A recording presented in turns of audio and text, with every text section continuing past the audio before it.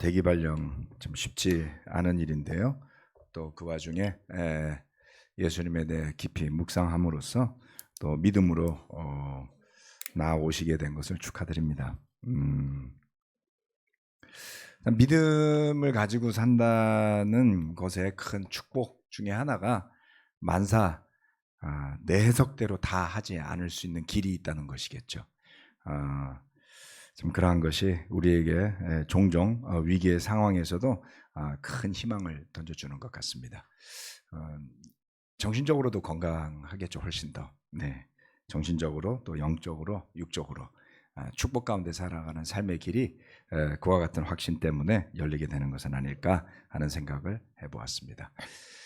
자, 감사드리고 오늘 말씀 함께 또 나누겠습니다.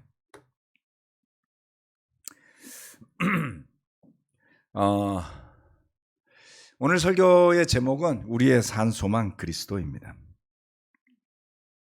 우리의 산 소망 그리스도. 지난주 사도 바울의 2차 선교 여행의 여정에서 벌어졌던 사건들을 중심으로 성령의 인도하심에 대해서 설교를 했었죠.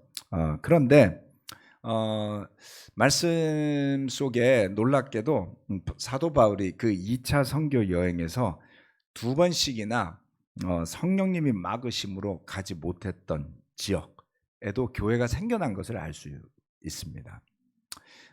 오늘 주제 말씀은 베드로전서 1장 말씀인데요. 같이 한번 제가 읽어보도록 하겠습니다. 베드로전서 1장 1절로 2절 말씀. 예수 그리스도의 사도인 베드로가 본도와 갈라디아와 갑바도기아와 아시아와 비두니아에 흩어져서 사는 나그네들인 택하심을 입은 이들에게 이 편지를 씁니다. 하나님 아버지께서 여러분을 미리 아시고 성령으로 거룩하게 해주셔서 여러분은 순종하게 되고 예수 그리스도의 피 뿌림을 받게 되었습니다. 여러분에게 은혜와 평화가 더욱 가득하기를 빕니다. 베드로, 이번에는 사도 베드로가 이 편지를 써서 보냈는데요. 놀랍게도 그가 편지를 써서 보낸 지역은 여기에 기록되어 있듯이 갈라디아와 갑바도기아와 아시아와 비두니아와 이런 곳에 또 본도 등지에 흩어져 사는 나그네들인 택하심을 입은 이들이다라고 기록하고 있습니다. 지난주 보신 지도를 조금 더 제가 크게 확대를 해보면 여러분 보시는 지역 중에 이 지역이죠.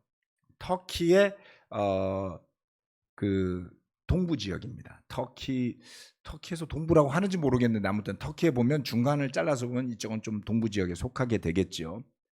그래서 여기 보면 갈라디아 여기 있습니다. 본도, 본도 지역이 여기 있죠. 그래서 보시면 여러분이 보시는 그 지도상에 오른쪽, 이쪽으로 보는 게 낫네요. 갑바도기아, 갈라디아, 비두니아, 본도 지역에 생겨난 믿음의 공동체가 있다는 것을 이 편지를 통해서 알 수가 있습니다. 베드로가 이 편지를 써서 보낸 시기는 AD 64년경이라고 하는데요. 이는 얼추 계산해서 사도 바울의 2차 선교 여행 이후에 약 10년 이상의 10년보다 약간 더 시간이 흐른 뒤에 쓰여진 것입니다.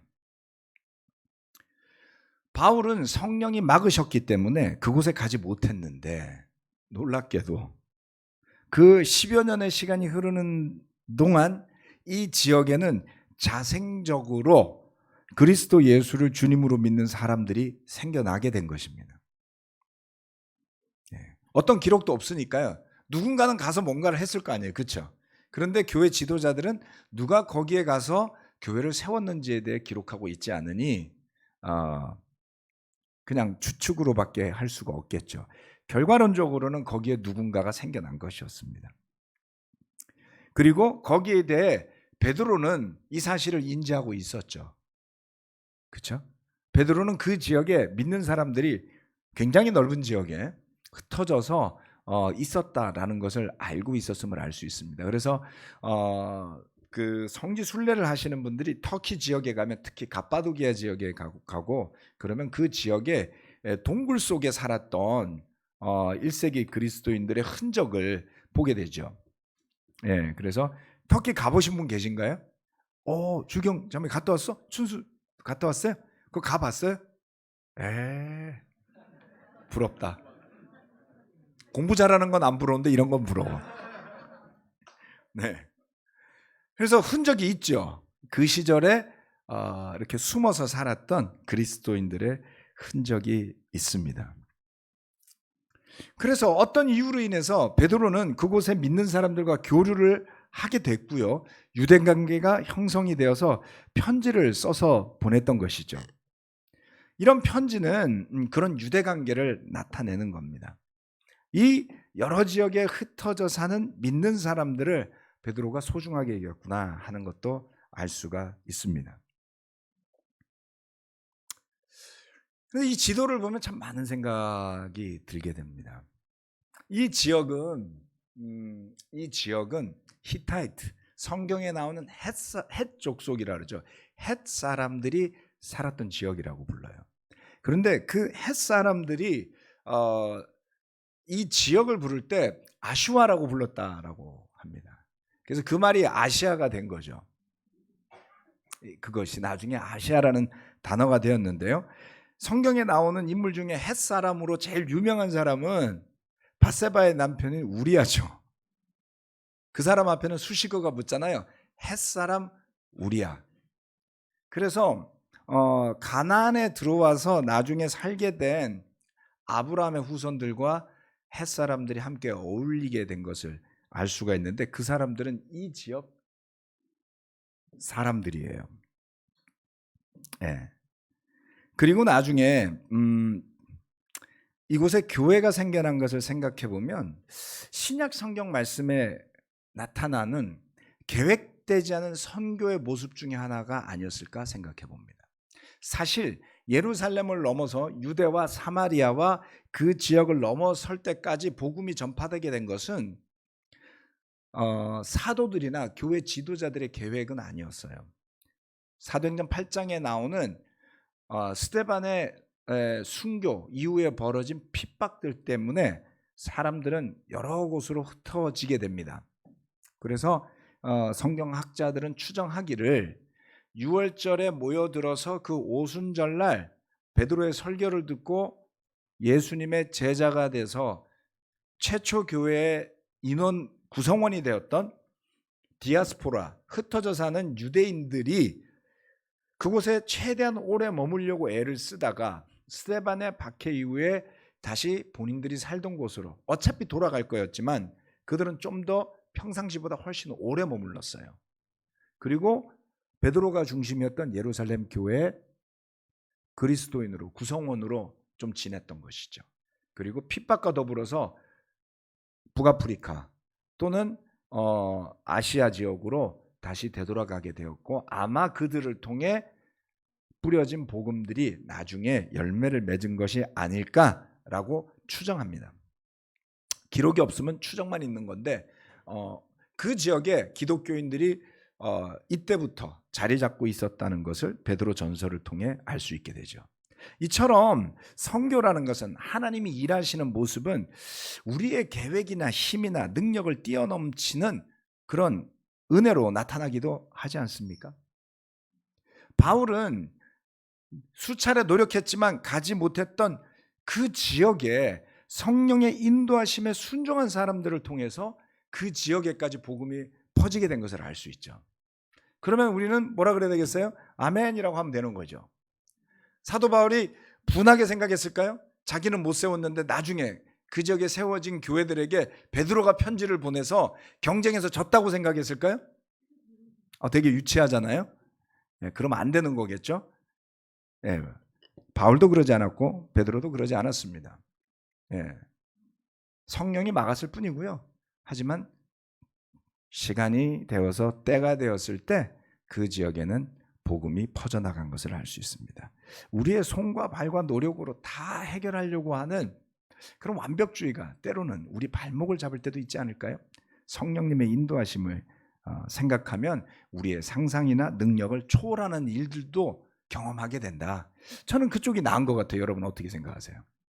내가 계획한 대로 교회가 막 되고, 내가 계획한 대로 가정이 막 되고, 선교도 내가 계획한 대로 다 이루어지고, 좀 무섭지 않아요? 그렇죠? JMS 교주도 아니고. 그래서 주의하셔야 되는 겁니다. 그런데 의외로 많은 형제 자매들이 본인이 생각한 대로 계획대로 되어야 할 것 같은 강박관념을 가지신 분들이 많습니다. 믿음 안에서 성령님이, 하나님이, 말씀이 우리를 어디로 이끄시는지를 좀 더 보자는 겁니다. 첫 번째, 우리가 가지는 산 소망, 그리스도입니다. 베드로전서 1장 3절로 5절 말씀입니다. 우리 주 예수 그리스도의 하나님 아버지께 찬양을 드립시다. 하나님께서는 그 크신 자비로 우리를 새로 태어나게 하셨습니다. 그리하여 그는 죽은 사람들 가운데서 예수 그리스도가 부활하심으로 말미암아 우리로 하여금 산 소망을 갖게 해 주셨으며 썩지 않고 더러워지지 않고 나이가 없어지지 않는 유산을 물려받게 하셨습니다. 이 유산은 여러분을 위하여 하늘에 간직되어 있습니다. 하나님께서는 여러분의 믿음을 보시고 그의 능력으로 여러분을 보호해 주시며 마지막 때에 나타나기로 되어 있는 구원을 얻게 해 주십니다. 베드로는 그 아시아 지역, 소아시아라고 부르기도 하고요. 아시아 지역에 흩어져 사는 사람들에게 이렇게 권면하고 있었습니다. 그들이 믿음 안에서 새롭게 태어난 것은 하나님의 크신 자비 때문이었다. 그렇죠? 네, mercy. 하나님이 베풀어 주신 자비로운 은혜로운 마음 때문이었다라고 이야기하지요. 그래서 그들도 또 우리도 죽은 사람들 가운데서 부활하신 그리스도 예수 때문에 소망을 가지게 되었는데 이 소망은 살아있는 소망이에요. 살아있는 소망을 가지게 해 주셨다라고 일깨우고 있습니다. 그래서 그 지역에 흩어져 사는 나그네들에게 큰 용기와 격려를 주려고 하고 있죠. 어떤 사람에게 소망이 좀 필요할까요? 네. 잘 되고 있는 사람. 만족스럽잖아요? 뭐가 잘 되고 있어요. 별 필요가 없어요. 근데 뜻대로 안 돼요. 네. 계획대로 안 됐어요. 좀 망했어요. 그러면 제발 나에게도 한 줄기 희망의 빛이 비쳤으면 이런 생각 하거나 기도하지 않습니까? 그 당시에 이 아시아 지역에 퍼져 살던 사람들은 굉장히 큰 핍박에 직면하기 시작했다라고 이야기합니다. 자, 그런데 희망이라는 단어가 굉장히 흥미로운데요. 희망이라는 단어가 헬라어로 엘피다라고 불러요. 엘피다. 혹시 들어보신 분 계신가요? 엘피다라는 단어 못 들어보셨죠? 오케이. 90년대 말 2000년대 들어오면서 일본의 반도체 회사들이 삼성 반도체에게 지기 시작을 했습니다. 난리가 났어요. 2000년에 제가 일본에 있을 때 니케이 비즈니스라는 일본 잡지가 있는데 일본 잡지 또 번역돼서 한국어로 된 잡지를 봤군요. 제가 그 잡지에서 일본 가전 5사를 합친 것보다 삼성전자 하나가 더 많은 수익을 낸다. 그 2000년에 일어난 일입니다. 여러분. 한참 됐어요. 그런데 그때에 일본의 반도체 회사 중에 아주 유명한 NEC라는 회사가 있고, 여러분 잘 모르실 거예요. NEC라는 유명한 회사가 있습니다. 히다치는 들어보셨죠? 이 두 반도체 회사가 삼성에 대항하기 위해서 반도체 회사를 만들어요. 합작해서. 나중에 미쯔비시가 합류합니다. 그 합작 회사 이름이 엘피다였어요. 그래서 제가 이걸 딱 보는 순간에 그 생각이 딱 떠오른 거예요. 반도체는 일본이 선도하고 있었는데 삼성 반도체 때문에 망했어. 안 팔려. 자기들이 원조인데. 그래서 그거를 되돌이켜 보려고 일본에 있는 반도체 회사들을 모아서 합작 투자 회사를 만들어서 희망을 가지고 싶어서 이 엘피다라는 단어를 씁니다. 이게 영어가 아니에요, 여러분. 헬라어예요. 그러니까 베드로전서 1장 3절에서 뭐라 그랬습니까? 이 희망은 죽은 사람들 가운데서 예수 그리스도가 부활하심으로 말미암아 얻게 됐다 그랬잖아요. 죽어가는 일본 반도체 회사가 살아나기를 바랬던 거예요. 그들 중에 누가 이 베드로전서 1장 3절을 헬라어로 아는 기독교인이 있지 않았을까 싶어요. 네피셜입니다. 절박한, 반전이 필요한 절실한 상황에 처한 사람들에게 베드로가 편지를 썼죠. AD 64년은 네로 황제에 의한 기독교인들에 대한 핍박이 시작되던 해였다라고 기록합니다. 로마 제국의 수도인 로마로부터 시작해서 기독교인들에 대한 조직적인 핍박이 그 제국 영토 안에 살고 있던 그리스도인들에게 얼마나 큰 위협을 주었을까요? 그들에게 베드로는 소망을 가지기를 원했습니다. 희망을 가지세요. 이 희망은 살아있습니다. 왜냐하면 그 소망의 근원이 되시는 예수님이 죽음에서 부활하셨기 때문이죠. 인간이 가지는 가장 큰 두려움은 뭘까요? 근본적 두려움은 죽음이에요. 막연하게 두렵죠. 네. 그런데 그 죽음을 이긴 부활하신 예수 그리스도를 믿는 사람들은 부활에 대한 희망을 안고 죽음까지도 극복해 낼 수 있는 살아있는 소망을 가질 수 있다는 겁니다. 이게 쉬운 일일까요? 아니요. 죽음에 대한 두려움은 매우 강력합니다. 코로나 감염증 19 공식적인 명칭이 이래요. 역사상 이렇게 바이러스를 불렀던 적이 있는지 모르지만 영어로는 코비드-19이라고 부릅니다. 공식 명칭이 그렇습니다. 후에서 정한. 자, 코로나 감염증이 유행한 기간 동안에 우리가 처음 느꼈던 감정이 뭐였을까요? 감염되면 죽을지도 모른다는 그 감염이 너무나도 강력하게 이루어진다는 걱정과 두려움, 그리고 정부의 지침 때문에 우리는 자연스럽게 예배에 참석 안 하게 되었습니다. 놀랍게도 만약에 정부가 다른 이유로 기독교를 핍박했더라면 저항을 했을지 몰라요. 그런데 감염병에 대한 염려라는 이유는 아주 강력하게 교회를 설득할 수 있었고요. 예배는 효과적으로 축소된 채 3년을 보내야 했습니다. 베드로가 살아 있었다면 이 기간 동안에 우리에게 뭐라고 썼을까요? 그리고 이런 3년의 시간을 보내고 난 우리는 어떤 모습으로 살아가게 되었을까요? 저는 이 코로나 시국 3년이 전 세계 또 우리에게 큰 후유증을 남겼다고 봅니다. 영적으로나 물질적으로나요. 지금 많은 분들이 고금리 때문에 고통당하고 있습니다. 직접적인 연관이 있는 분들이 가운데도 계실 거예요. 고물가, 고유가, 올라가는 전기요금 아직 한참 올라가야 될 겁니다, 여러분. 가스요금 무섭게 올라가고 있죠. 불경기.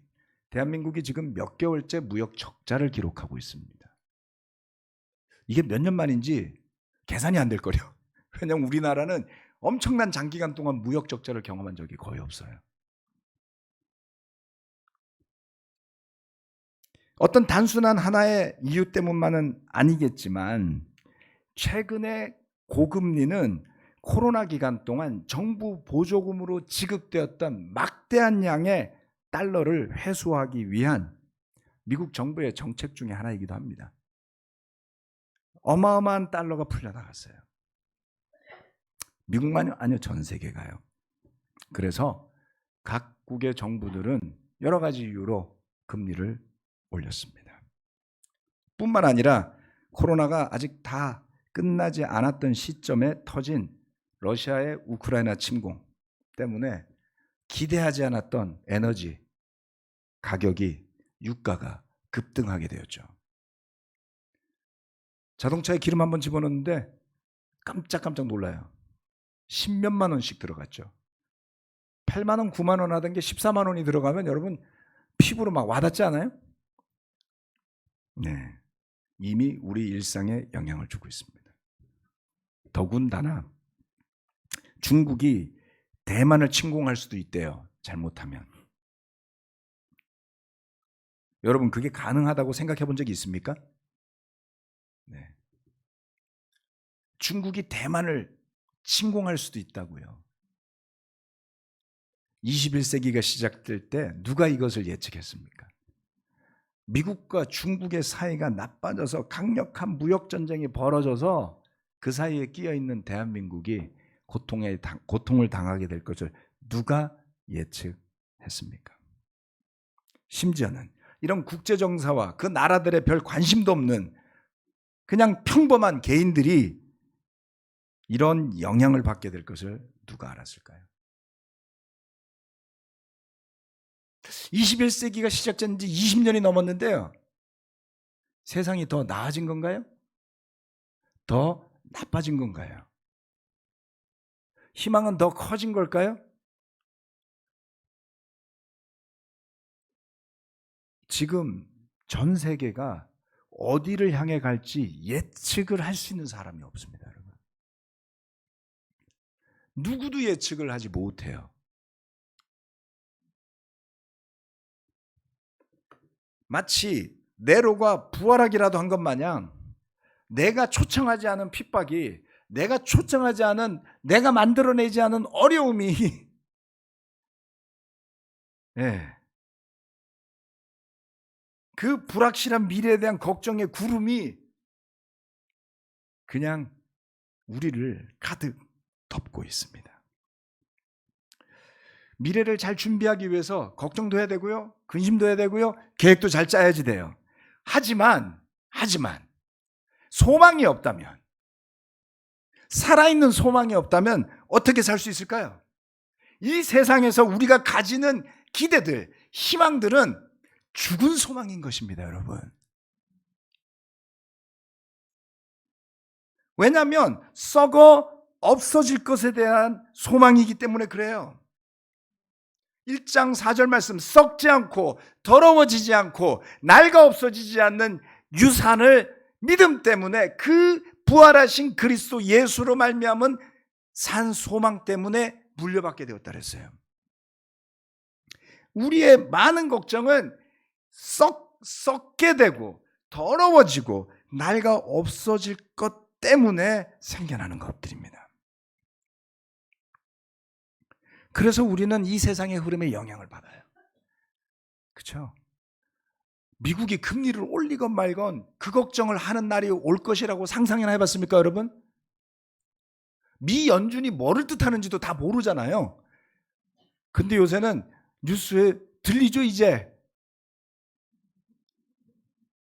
그게 뭔지도 막 알게 됐어요. 전쟁 나하고 무관한 거잖아요. 우리랑 무관한 거라고 생각했죠. 무관하지가 않아요. 우리는 러시아가 그렇게 기름을 많이 파는 나라인 줄 몰랐어요. 가스를 그렇게 많이 팔아먹는 나라인 줄 몰랐죠. 세상이 왜 이렇게 다 연결돼 있지? 너무 힘들어. 그럴 때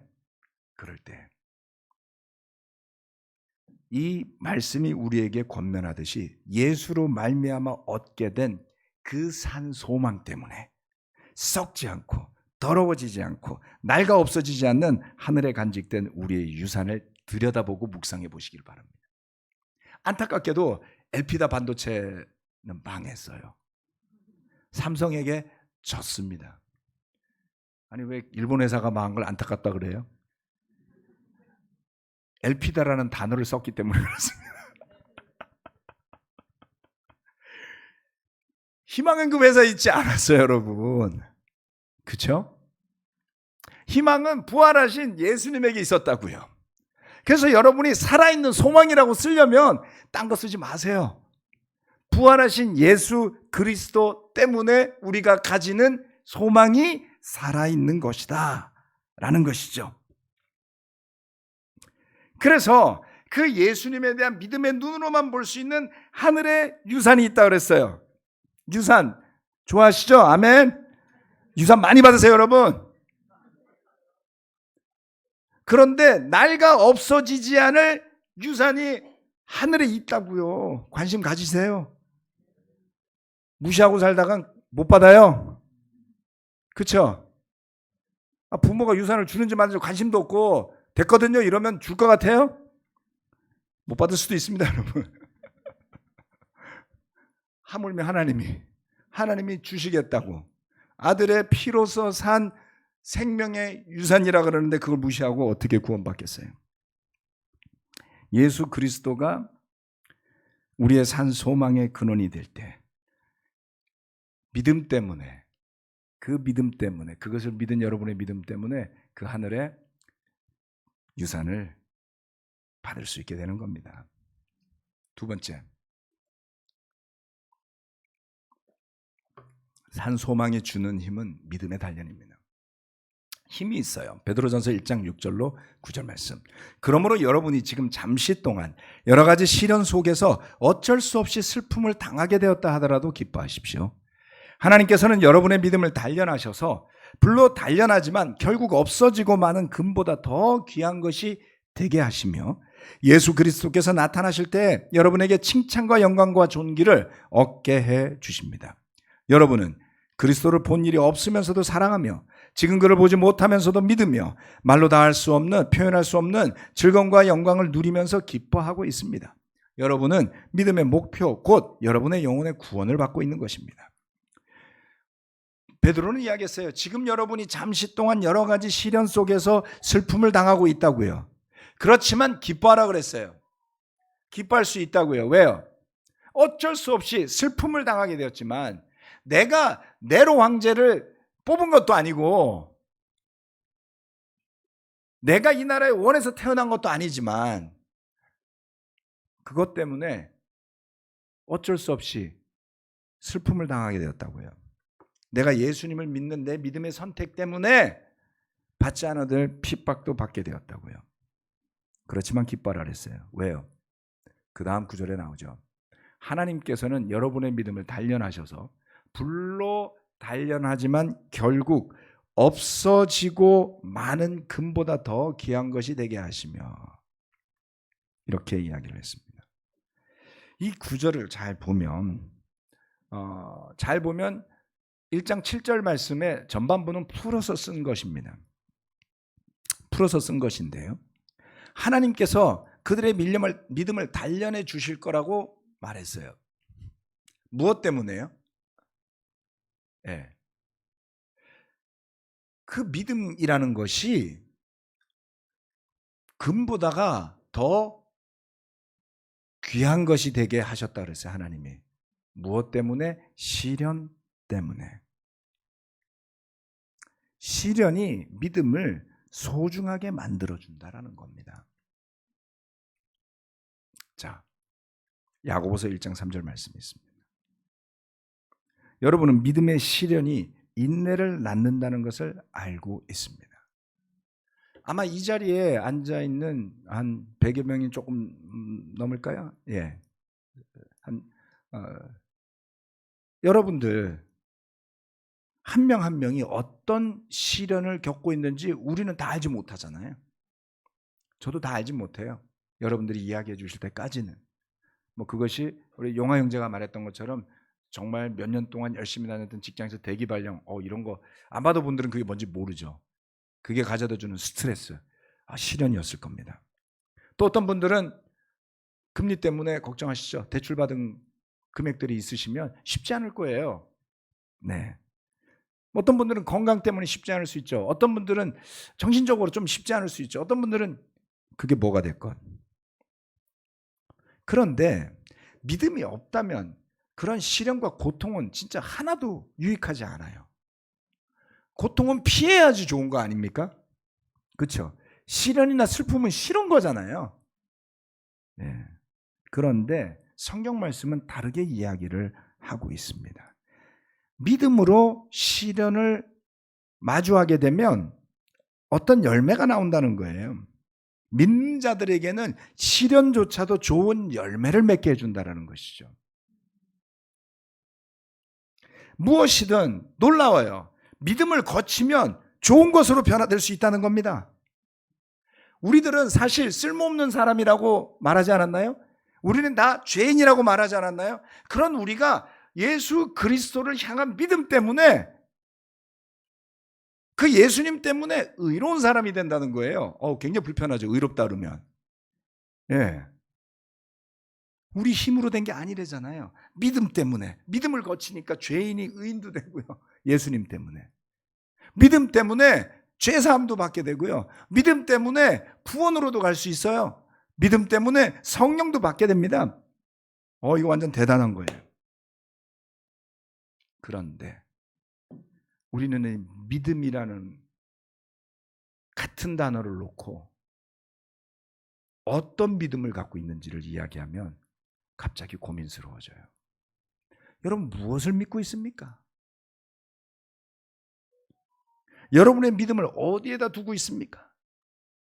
여러분의 믿음은 여러분의 삶에 어떤 작용을 합니까?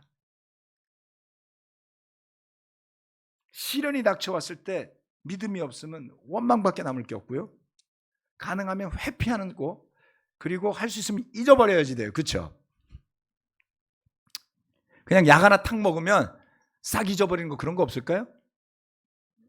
불 딱 비춰주면 탁 잊어버리는. 정말 건강하게 살 수 있을 것 같아. 예? 맨인 블랙? 네. 네. 꿈속에서 보고 싶지 않은 사람이 나와. 내가 보고 싶다고 한 적 없는데 나와. 겪어보신 적 없나요? 하루만 나오면 좋겠는데 한 일주일 이상 나와. 어때요? 안 돼요. 무의식이거든요. 믿음으로 이겨내고 싶은데 이 약 물다가 이빨만 망가지고 마음은 나아지지 않아. 여러분, 믿으셔야지 되는 게 있어요. 그거는 이 믿음이 우리를 단련하게 하는 하나님의 도구가 되는 겁니다. 그래서 칭찬과 영광과 존귀를 예수님 앞에서 얻게 해준다는 거예요. 네.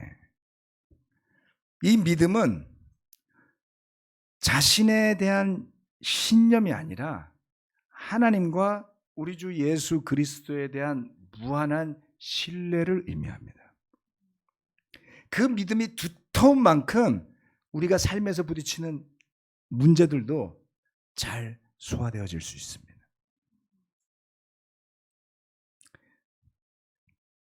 그 믿음이 우리의 무의식도 변화시킬 수 있을까요? 기도해 보시기 바랍니다. 왜요?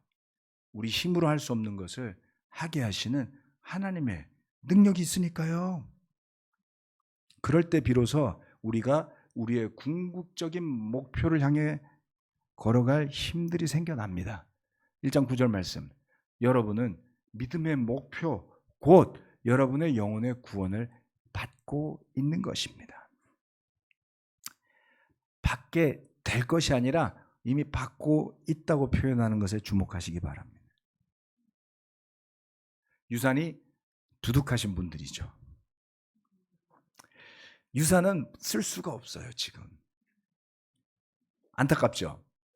급해 죽겠는데 안 와. 그게 유산의 의미라니까요. 근데 받을 걸 생각하니까 좀 든든해. 어때요? 하늘에 있는 유산. 좀 꺼내 쓰고 싶네요, 갑자기. 그런데 그 믿음 때문에 지금 우리의 영혼이 구원받고 있단 말이에요. 그러니까 시련 속에서도 기뻐한다는 거예요. 이거 제정신이 아닌 거죠. 괜찮습니다, 여러분. 기뻐하십시오. 네? 힘든 일이 있을 때 뭐 비실비실 웃고 댕기면 정신이 나간 걸 수도 있겠지만 믿음 있는 사람이면 기뻐한다는 거예요. 이상하게 생각하지 마세요, 여러분. 그렇죠? 내가 볼 땐 저 사람 좀 힘들 것 같은데 여러분이 얼마나 아시길래요. 그 사람이 믿음 때문에 웃고 댕기면 실상한 게 아니라 믿음이 있는 거라고 생각하시면 되는 거죠. 아멘. 그래서 지금 웃고 계신 분들이 많은데요. 아멘. 여러분의 믿음 때문에 웃는 거라고 저는 믿습니다. 놓치지 맙시다. 산 소망에 주는 힘은 믿음의 단련이 있다는 것이죠. 저는 시간이 흐르면 흐를수록 제 자신이 단련될 수 있다는 것이 굉장히 큰 희망이라고 믿습니다. 나이가 들어서 점점 들어갈수록 모든 것들이 노화가 일어나고 불편한데요. 다행스럽게도 근육은 아직도 단련이 가능해요. 그래서 고통스럽지만 운동을 하는 거죠. 왜요? 그리고 나면 내 신체 지수가 나타내는 퍼포먼스가 좋아지니까요. 그래서 알려줍니다. 시계가. 당신은 마라톤을 몇 시간 안에 끝낼 수 있습니다. 이런 데이터가 나와요. 이 시간이 늘어지면 안 돼요. 그렇죠? 어떻게든 단련해서 좀 더 줄여봐야지. 괜찮지 않습니까? 고통스러워요. 근육은. 근데 기뻐요. 왜요? 단련되어지니까요. 여러분 믿음의 시계를 차고 사시기 바랍니다. 시련이 올수록 단련되어져 가지고 금보다 좋아진대잖아요. 아멘. 그래서 이런 일이 좀 빨리 지나가야 되네. 왜 자꾸 이러지? 그러시지 말고요. Alright. 아멘. 웰컴. 덕분에 금보다 소중한 게 늘어난다. 유산도 팍팍 쌓인다. 인격도 단련된다. 아멘. 그러면은 감사기도도 드릴 수 있어요. 그래서 산 소망이 주는 힘을 겪어보시고 영광은 주님께 돌려드리기를 바랍니다. 기도하고 마치겠습니다. 하나님 아버지, 살면서 고통스러운 일이 일어날 때 우리는 희망을 생각하기가 참 어렵습니다. 어쩌다가 이런 일이 나에게 닥치나. 우리나라 안에서만 하더라도 정말 나라면 못 견딜 것 같은데 싶은 일들을 겪는 사람들이 많습니다. 어찌 저라고 하여 그 예외가 되겠습니까? 다만 주님 안에서 부활하신 예수 그리스도를 믿는 믿음 때문에 우리의 힘으로 만들어낼 수 없지만 그 예수님을 바라보면서 살아있는 소망을 갖게 하심을 감사합니다. 그리고 그러한 소망이 있기 때문에 믿음의 시련이 온다 할지라도 그것이 우리가 단련되어져서 보다 나은 자리로, 보다 나은 믿음으로, 하나님이 기뻐하실 믿음으로 더욱 단련되어질 것을 기대하기를 바랍니다. 그럴 때에 시련이 와도 지나갑니다. 이겨낼 수 있습니다. 오히려 수준이 높아지면, 영적인 레벨이 올라가면 기뻐할 수 있습니다. 주님, 그래서 우리가 이 그리스도를 자랑하게 도와주십시오. 이 소망을 자랑하게 도와주십시오.